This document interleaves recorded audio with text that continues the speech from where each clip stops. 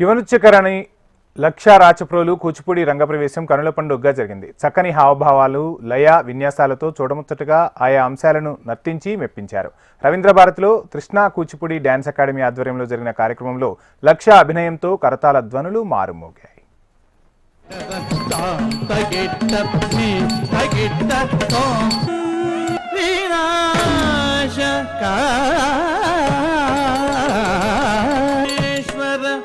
పాద పంకజం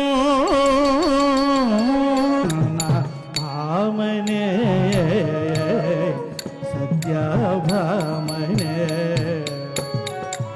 రాముడు ఒక్కడుండు వరకు తక్కువేమి మనకు రాముడు ఒక్కడుండు వరకు. ఇప్పటికీ కూడాను దాదాపు 50 ఏళ్లుగా 1977 సంవత్సరం చక్కటి